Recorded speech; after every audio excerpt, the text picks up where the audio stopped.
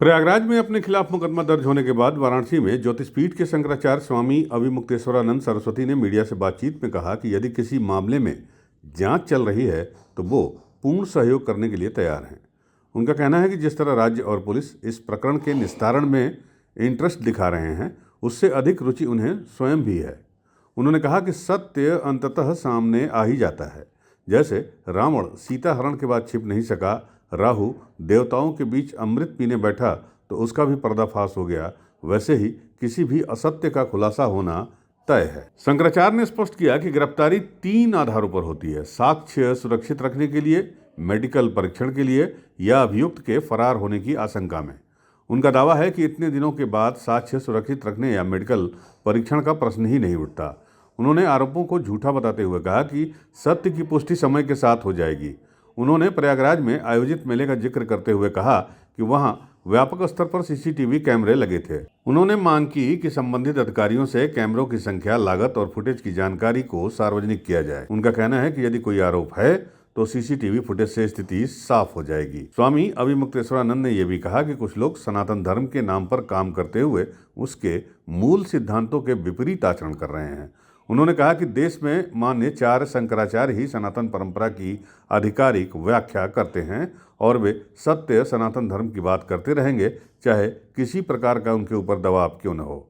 उन्होंने दोहराया कि वे जांच एजेंसियों के साथ सहयोग करने को तैयार हैं और उन्हें न्यायिक प्रक्रिया पर पूरा भरोसा है। रावण जो है वो सन्यासी का वेश धारण करके आया था, सीता जी को हर करके ले गया, लेकिन उसका पर्दाफाश हो गया कि यह असली सन्यासी नहीं है। इसी तरह से कालनेमी यति सन्यासी का वेश धारण करके आया था हनुमान जी के सामने, उसका भी पर्दाफाश हो गया, छुप नहीं सका। और राहु देवताओं का वेश धारण करके देवताओं की पंक्ति में अमृत पीने के लिए बैठ गया था, लेकिन उसका भी पर्दाफाश हो गया। तो जो लोग भी छद्म वेशधारी हैं उनका पर्दाफाश होना ही है, ना होने का कोई सवाल ही नहीं है। इसलिए हम लोग निश्चिंत हैं। अगर कोई जांच की जा रही है तो उसमें हम लोग सहयोग करें,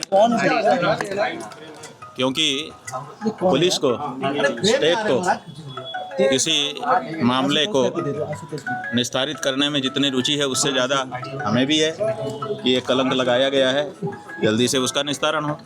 आपको बता दें, महाराज रामभद्राचार्य के शिष्य बाघम्बरी गद्दी के आशुतोष ब्रह्मचारी महाराज के द्वारा स्वामी अविमुक्तेश्वरानंद सरस्वती के खिलाफ दाखिल अर्जी पर प्रयागराज की पॉक्सो कोर्ट के आदेश के बाद स्वामी अविमुक्तेश्वरानंद और उनके शिष्य मुकुंदानंद ब्रह्मचारी के खिलाफ प्रयागराज के झूसी थाने में एफआईआर दर्ज कर ली गई है। पुलिस ने बीएनएस की धारा 351(2) और पॉक्सो एक्ट की धारा 5634/2, 16 और 17 में स्वामी अविमुक्तेश्वरानंद सरस्वती, मुकुंदानंद ब्रह्मचारी और 3 अज्ञात लोगों के खिलाफ एफआईआर दर्ज कर ली है। उधर पॉक्सो कोर्ट के आदेश के बाद अपने ऊपर एफआईआर दर्ज करने वाले को लेकर स्वामी अविमुक्तेश्वरानंद ने वादी आशुतोष ब्रह्मचारी महाराज को एक हिस्ट्री शीटर बताया है और कहा कि आशुतोष ब्रह्मचारी के खिलाफ कई मुकदमे दर्ज हैं और उनकी क्रिमिनल हिस्ट्री है। अब स्वामी अविमुक्तेश्वरानंद के बयान के बाद इस मामले में वादी आशुतोष ब्रह्मचारी ने कहा है कि वर्तमान में स्वामी अविमुक्तेश्वरानंद किसी थाने से, किसी कोर्ट से ऐसा एविडेंस सार्वजनिक करें जिससे ये साबित होता हो कि मैं अपराधी हूँ। स्वामी अविमुक्तेश्वरानंद और उनके शिष्यों के द्वारा मेरे खिलाफ 21 मुकदमों की फर्जी लिस्ट वायरल की गई है।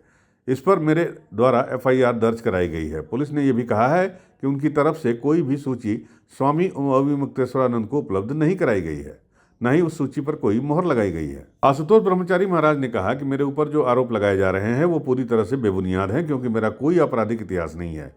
मेरे खिलाफ जो भी मुकदमे दर्ज हुए हैं वह सिर्फ धार्मिक लड़ाई के कारण दर्ज किए गए हैं। आशुतोष ब्रह्मचारी ने कहा कि स्वामी अविमुक्तेश्वरानंद ने अपने भटकों के साथ जो कृत्य किया है वो गलत है। मैंने खुद को पीड़ित नहीं बताया है, बल्कि मैं इस मामले में सिर्फ एक सूचनाकर्ता मात्र हूं। इस मामले में बच्चों को न्याय मिलना है और मेरे खिलाफ फर्जी सूची जारी करने से मेरा कुछ बिगड़ने वाला नहीं है। स्वामी अविमुक्तेश्वरानंद को तो जेल जाना ही पड़ेगा और एफआईआर न्यायालय के आदेश पर ही दर्ज की गई है। वो हमको हिस्ट्री शीटर बता रहे हैं। हमको हिस्ट्री शीटर पेशेवर नहीं है।